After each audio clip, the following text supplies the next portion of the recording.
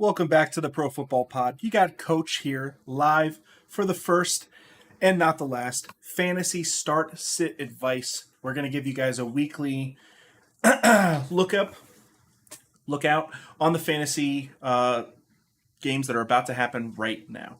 So we're going to stay live. We're going to hope that you guys join up and ask some questions, and we're going to give you guys some answers.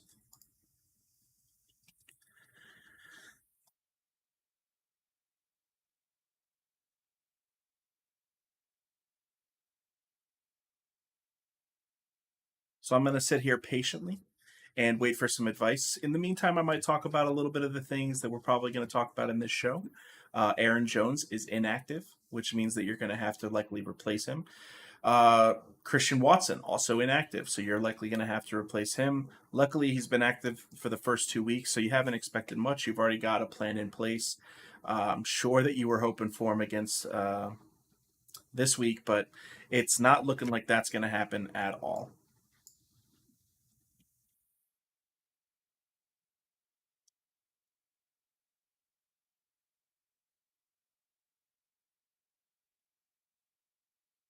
Amon Ra looks like he is going to be playing, but we're not positive yet. I haven't gotten any notifications saying that he is 100% in. Okay, so he is officially active as of 15 minutes ago.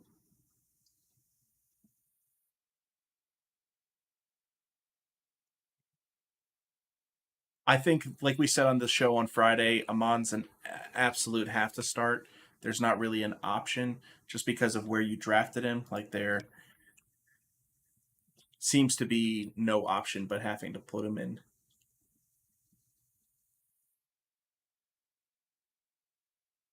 A player I like a lot this week is someone we also talked about on the show on Friday, Jalen Warren.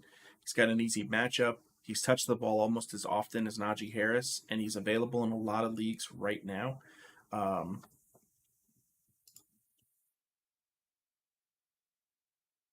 he's only rostered in 59% of sleeper leagues. So, I mean, I think that if you're one of those people that's going to have to deal with Aaron Jones right now, that my easy solution would be to put in a Jalen Warren.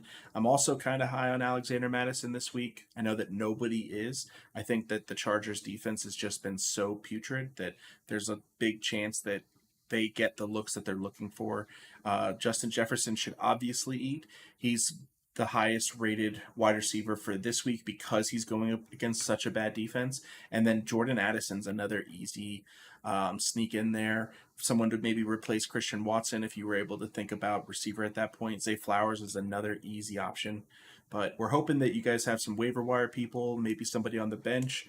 They might have some easy matchups or maybe a tough matchup that'll be made easier. There's definitely a couple of Dolphins players that might be able to pop off today with Jalen Waddle missing.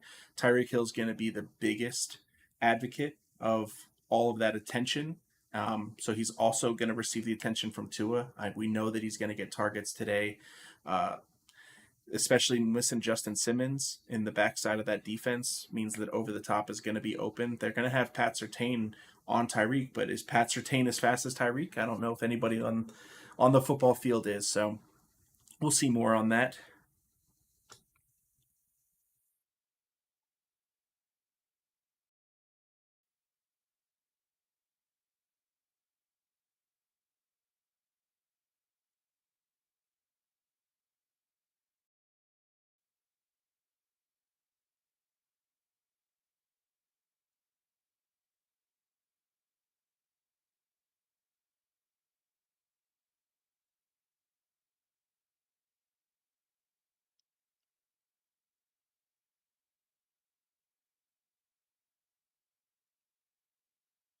Test, test. Seems like my camera.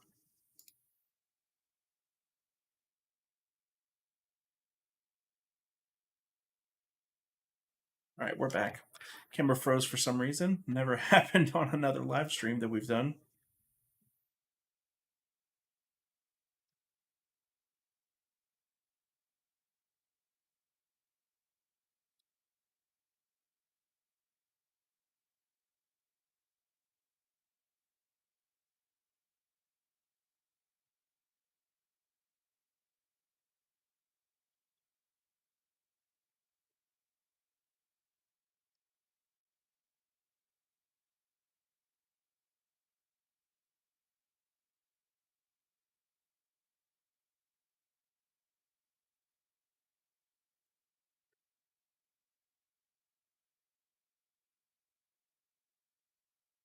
Another player that I was kind of high on this week. It's risky to say some of these things on a live stream, but Khalil Herbert's another player that really hasn't done much so far this season, and it has a really good matchup against a very bad defense.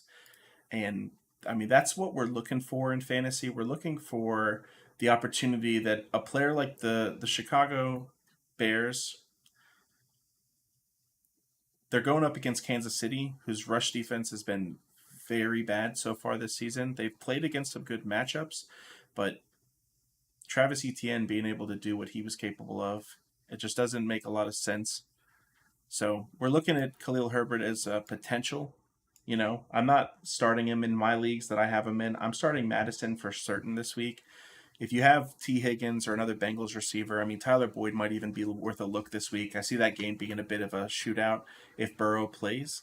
I know that that's the big question mark. Let's look into that right now. Let's see what's Burrow's status.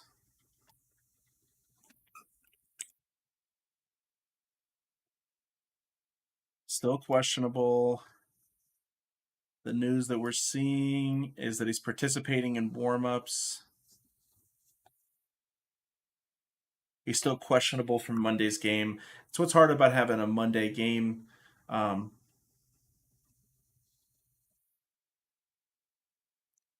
Playing against the Rams, though, it should be a bit of a shootout game. We know that Cincinnati, they're probably going to give a bunch of points up to the receiver position.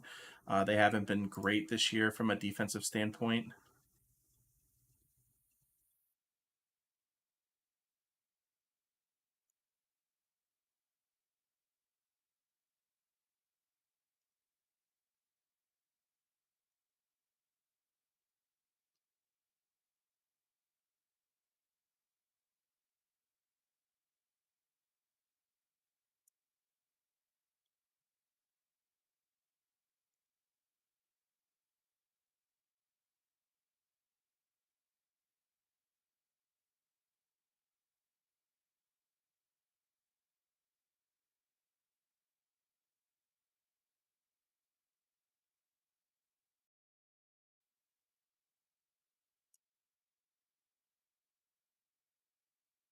Puka Nakua is questionable. I don't love this. I know that he was questionable last week. Um, it's the same oblique injury that he had from the week before.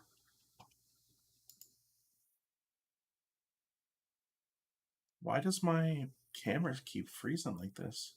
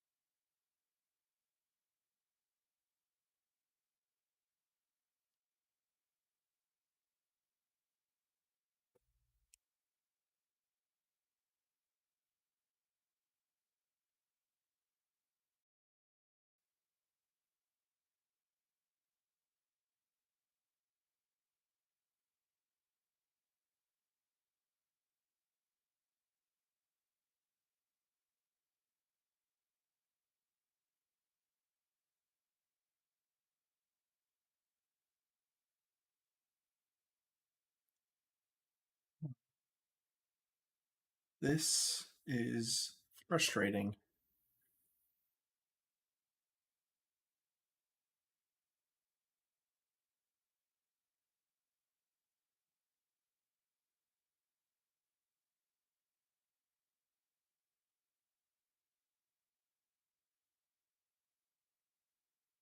Hmm.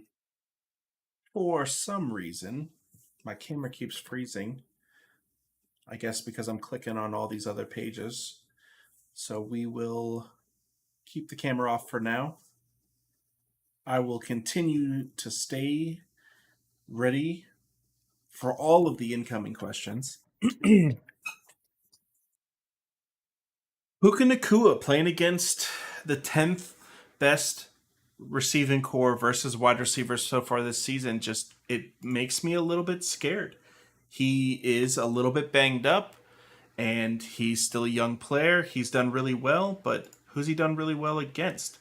He's done really well against Seattle and he did really well against San Francisco, but San Francisco's been giving up points to the receivers on a clip, and Seattle is known to have shootout games. So I'm really, interested to see what happens this week on Monday night with him being a little bit banged up still. I think that players like Zay Flowers, Jordan Addison, these other rookies are who I'm looking at instead.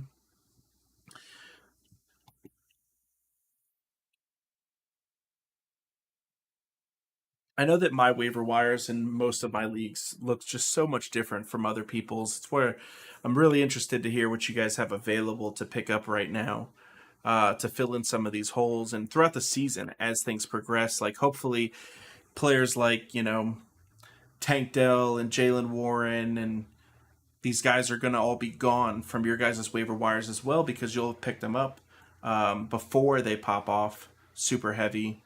I was speaking this week with Sut about the different players to get, and Jalen Warren is someone I'm trying to get now before he has his. I'm obviously the starter, and another one is Zach Charbonnet is worth holding on to. He's he's an injury away from being the guy, and he hasn't shown much yet, but that doesn't mean anything. They're likely going to bring him along slow and use Kenneth Walker the way that they need to.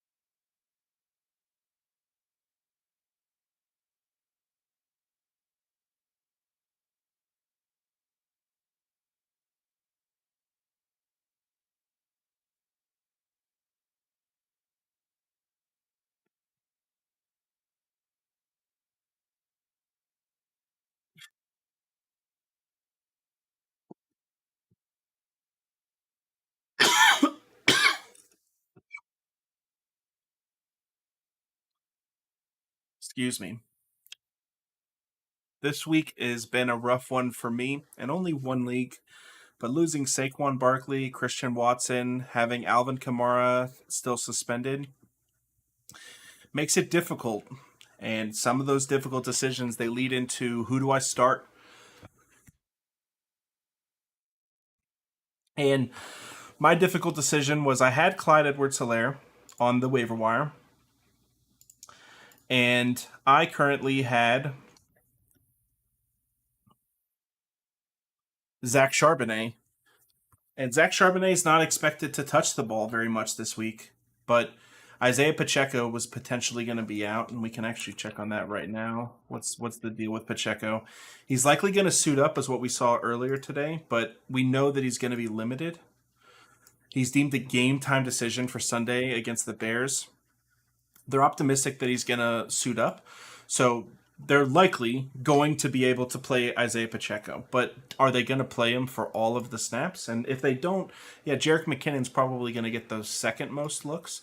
But the way that offense works, they like to get to the red zone, and I think Clyde is a great option for just a let's ram it into the touchdown. From this point, whenever we lose a player like Saquon, we know we're not going to get Saquon level production. So the most important thing is to just try to get production. We can't deal with 4 points from the position that we're normally getting 14 or 20. So we need to do something. Now, Tony Jones is available. So was the other running back, Kendre Miller, for the New Orleans Saints. I think both of these guys are risky. They're playing against Green Bay, who hasn't been great.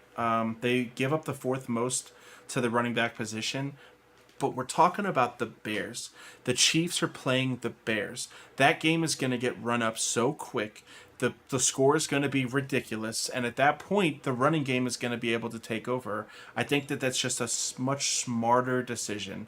So that's why we went with it. Damian Harris was also available for Buffalo, but he's not even the starting running back. They're playing against Washington. Same with Latavius Murray. Ty Chandler for Minnesota is another interesting one. We keep hearing rumblings about this guy. I think Ty Chandler is just.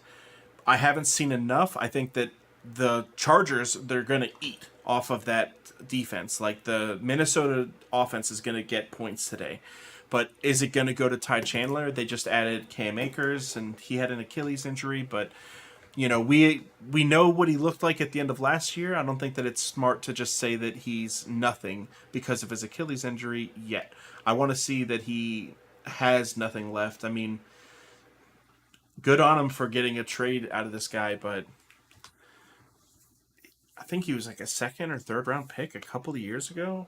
I know running backs fall off quick, and he had a major injury, but ETN had the same injury, and ETN looks like he's not necessarily the same player, but he's still on that caliber.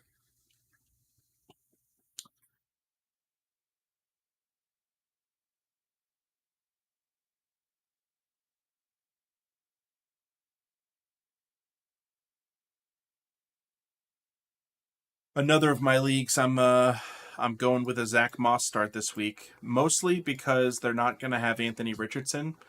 They are playing against Baltimore, so there's a big chance that he ends up getting negative yardage, and like he just in general isn't able to do much. My other option is to start James Conner versus Dallas. No, thank you. Damian Pierce versus Jacksonville. That's my other one that I was bouncing back and forth between. Jacksonville is giving up almost no points to the running back. They're giving up the third fewest compared to the fifth. And Damian Pierce and Zach Moss are in similar situations where there really is nobody else. But it's just, I'd much rather have the guy that has already done it than the guy that is still trying to get it to happen this week. We're still early in the season. There's still a lot of guessing work going on. We can't view Damian Pierce off of 2022's Damian Pierce. We need to look at what he's being able to do now that teams know what his tendencies are and they're able to game plan for him specifically. Does he have any value, or are they in so many shootouts that he's just not even able to get any value at all because he doesn't receive the ball? If he was more of a receiving back, then that's exactly what we're looking at. I'm also putting in Alexander Madison in this league in the flex over Jahan Dotson for a similar reason. Jahan Dotson hasn't really shown much. Romeo Dubs might be the smarter play here, but Romeo Dubs has a really difficult matchup against New Orleans, and Romeo Dubs hasn't really touched the ball enough. Whereas Alexander Madison has a really, really easy matchup versus the Chargers. They are the worst in run defense. They are the third worst in coverage. They are, in general, not very good at playing defense, and that's where it seems like he's going to be the smarter play this week. Justice Hill being out hurts because They're playing against Indy, and he's really their only running back. I mean, they've got guys on the practice squad that they're not elevating because of the way that they believe in Justice Hill and Gus Edwards. But Gus Edwards is the Gus bus. We know exactly what he's capable of. Justice Hill's been there for years, and we've seen his capabilities. We've seen flashes of him being a solid running back. So I'd like to see more from him. And having turf toe does hurt, but it hurts a receiver a lot more than it hurts a running back. Shout out Fantasy Doctor.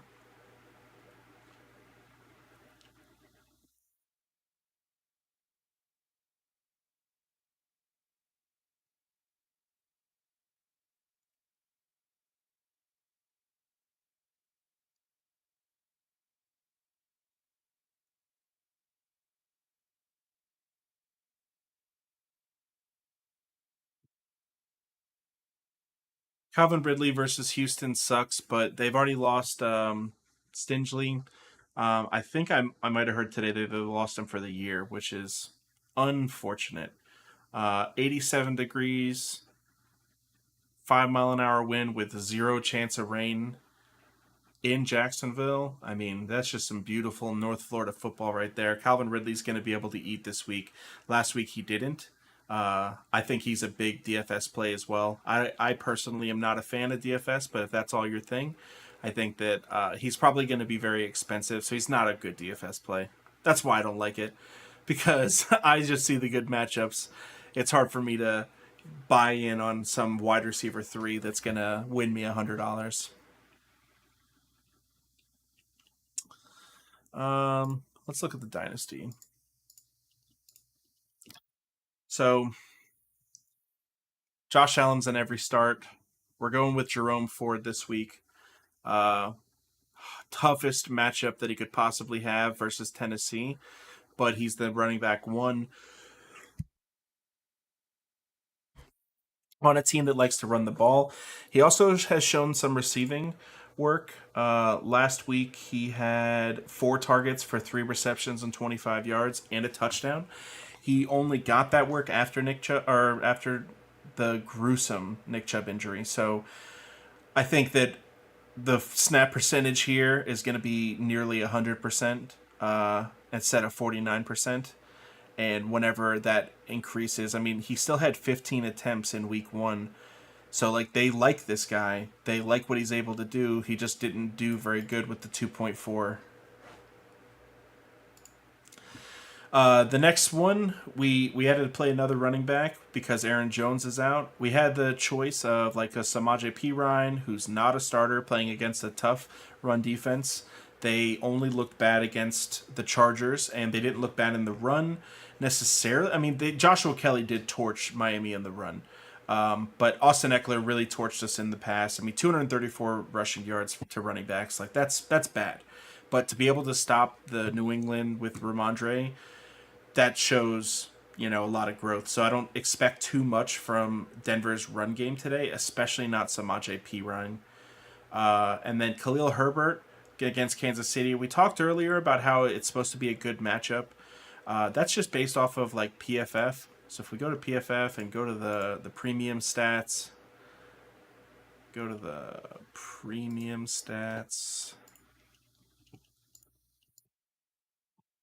we can see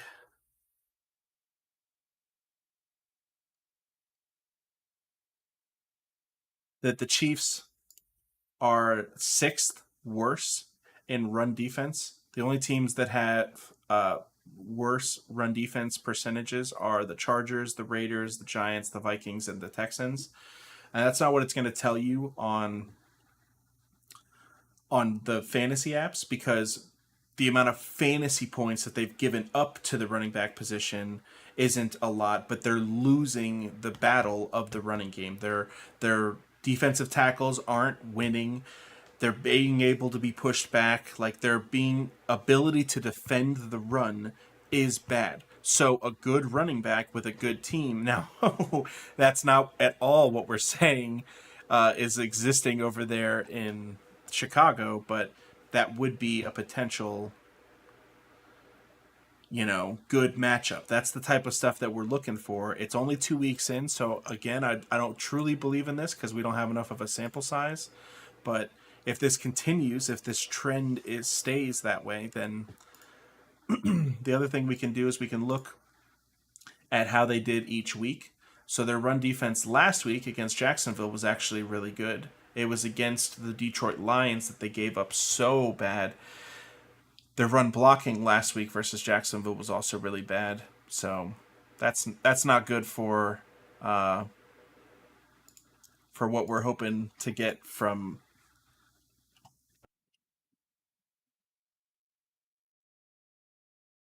the Bears running backs. Or yeah.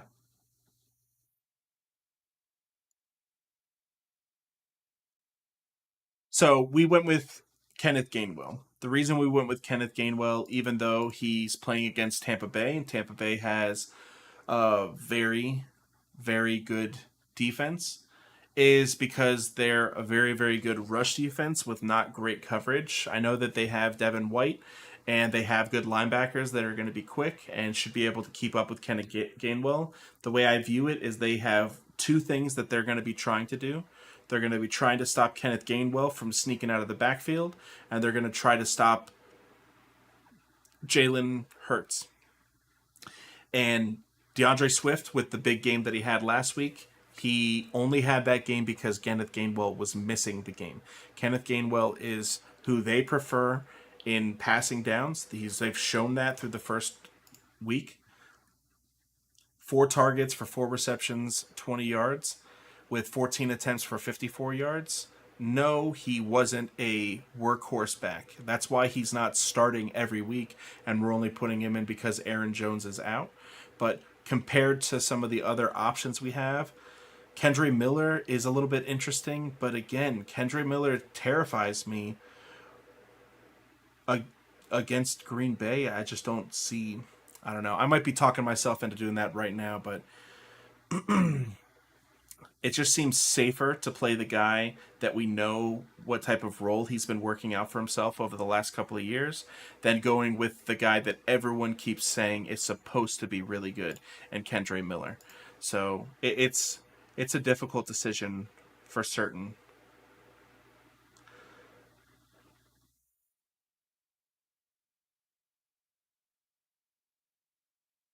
In a lot of ways, it sucks that we have to start Jerome Ford versus Tennessee, but we're really fortunate that he's going to be able to carve out such a big role for us because we were going to have to start someone this week.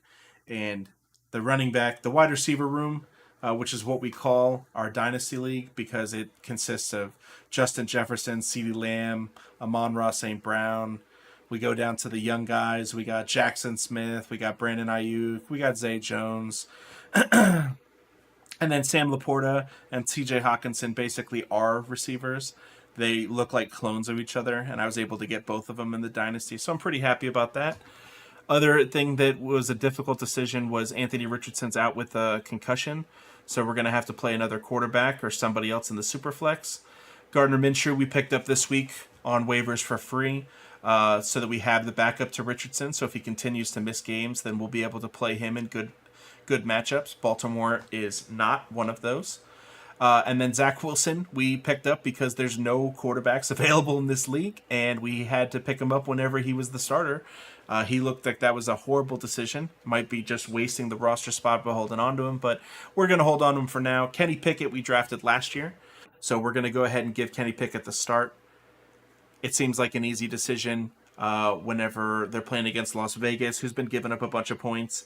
Their offense has been the worst in the league, but at the same time, they played against San Francisco and Cleveland. So how much can you blame Kenny Pickett and the Steelers for failing live in front of everybody whenever they're playing against two of the top 5, top 10 defenses in football right now?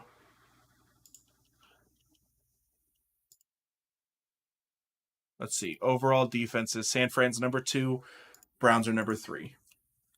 Overall offenses: Miami's number 1, Steelers are number 32. I just had to put that Miami one in there. Let's go Fins.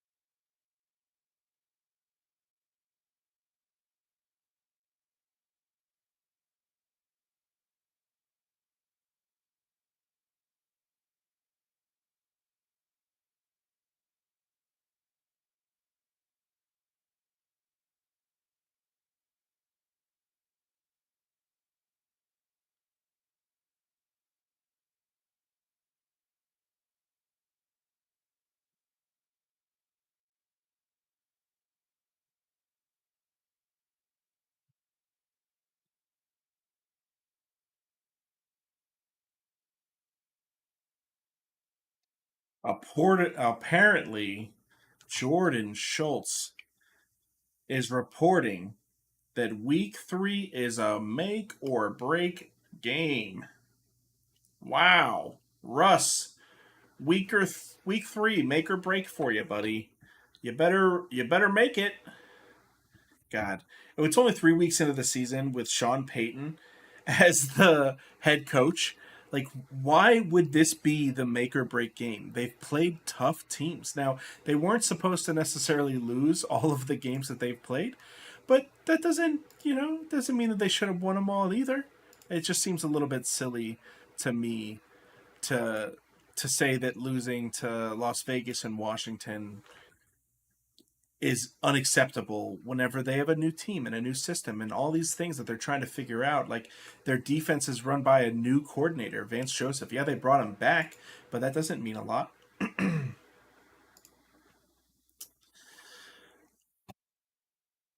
Other league that we're looking at, we are starting Dak, Joe Mixon.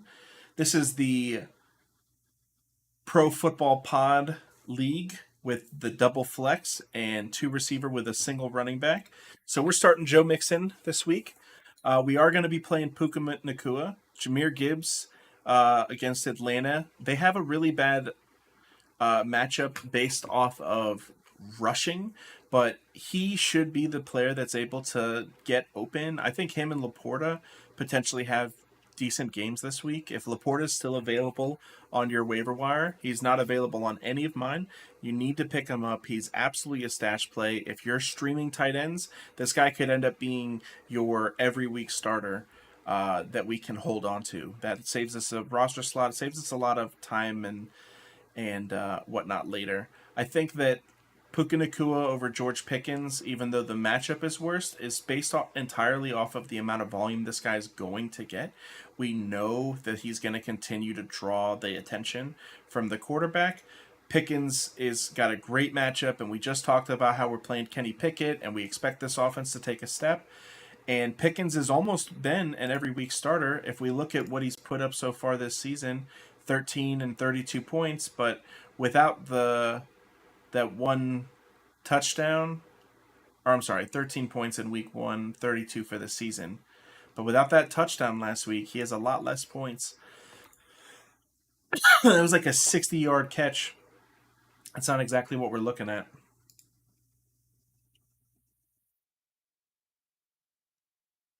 We have the option of Brees Hall, Rashad White, DJ Moore.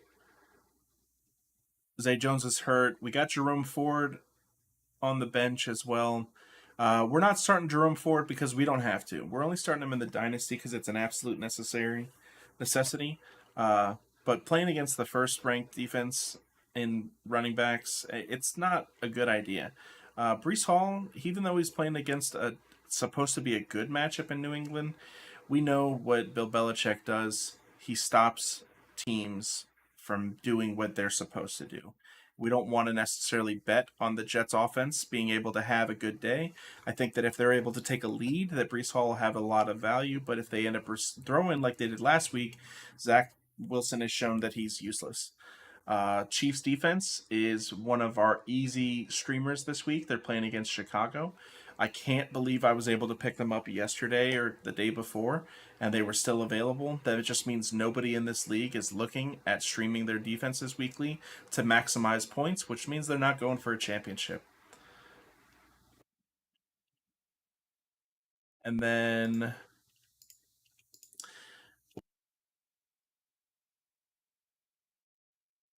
other family league got Trevor Lawrence every week start no matter what. We got Joe Mixon, Joshua Kelly. We're playing Joshua Kelly even though he had a bad matchup last week. He looked bad in it against Tennessee. Now they're playing against Minnesota. It's basically the exact opposite matchup wise. So we're expecting a lot here. We also have Justin Jefferson, and TJ Hawkinson. So we're gonna really be able to live on this like huge matchup this week in the Chargers Minnesota as long as Joshua Kelly can get his too. We are putting in Zay Flowers, like we mentioned earlier. He's got a super easy matchup against Indianapolis. They're giving up a ton of points to the receiver position. Their coverage has been putrid. Zaire Franklin is our individual defensive player. He's one of the highest ranked as far as points on the season at the running back position. He's the center of their defense, and just in general, this guy is what we're looking like. Probably for the rest of the season. We're not really going to change this out. I do prefer linebackers because they get the most tackles. Tackles are easy points. Yeah, you can get touchdowns and sacks and all this other stuff, but that's super volatile. These guys are going to average the most throughout the season, which averages is what wins championships.